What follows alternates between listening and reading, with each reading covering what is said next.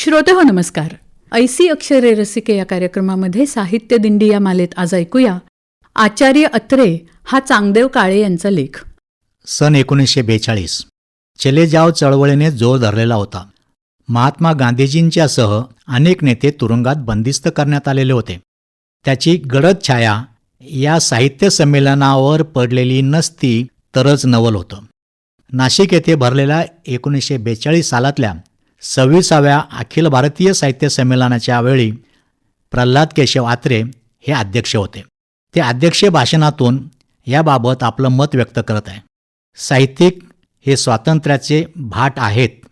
जगाच्या आरंभापासून स्वातंत्र्याची जयगीते गाऊन मानवी स्वातंत्र्याच्या ध्येयाची ज्योत त्यांनीच जिवंत ठेवलेली आहे.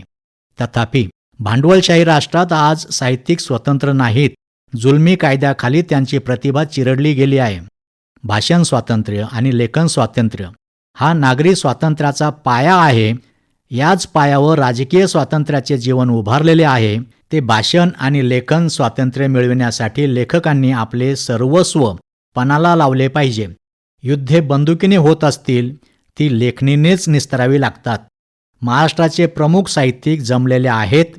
हिंदी जनतेच्या वतीने गर्जना करून त्यांनी जगाला सांगितले पाहिजे की 40 कोटी लोकांचा हा प्रचंड देश यापुढे एक क्षणभरही पारतंत्र्यात राहण्यास तयार नाही. आमचे स्वातंत्र्य मिळवण्यासाठी आणि राखण्यासाठी आम्ही आमचे सर्वस्व धुळीला मिळवू आणि आम्ही स्वतंत्र झालो तरच बाकीचे जग स्वतंत्र होईल. आजच्या युगात मानवी जीवनाला अवश्य असणारे साहित्य हे 6वे महाभूत आहे. कोणत्याही स्वतंत्र राष्ट्राला सैन्यापेक्षा आणि आरमारापेक्षा साहित्याची आज जास्त जरुरी आहे.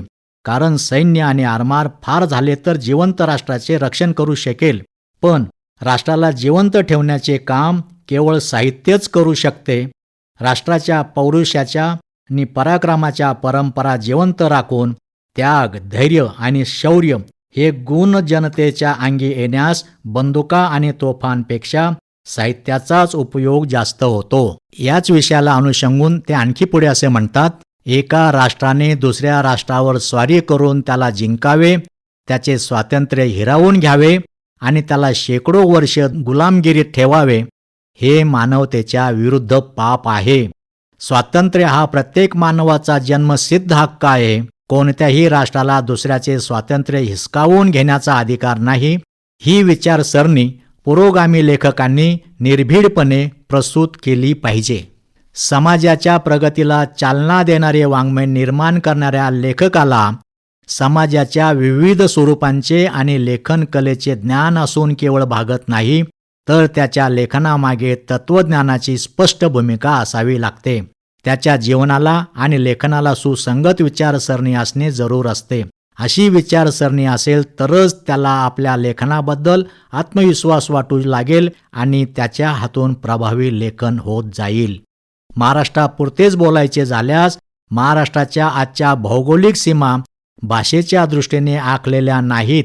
त्या सीमेपलीकडे राहणारी यच्चे यावत महाराष्ट्रीय जनता मराठी भाषेच्या छत्राखाली एकत्र झाली तरच मराठी भाषेचे सामर्थ्य आणि वैभव वाढणार आहे. आज आपण स्वतंत्र आहोत. अनेक क्षेत्रातलं स्वातंत्र्य आपण अनुभवतो आहोत. मात्र साहित्यिक आणि त्यांचं साहित्य यांचं कार्य संपलेलं नाही. ते कधीही संपणार नाही, कारण तेच खरे सैनिक आहेत. आचार्य अत्रे हा चांगदेव काळे यांचा लेख आत्ताच आपण ऐकला.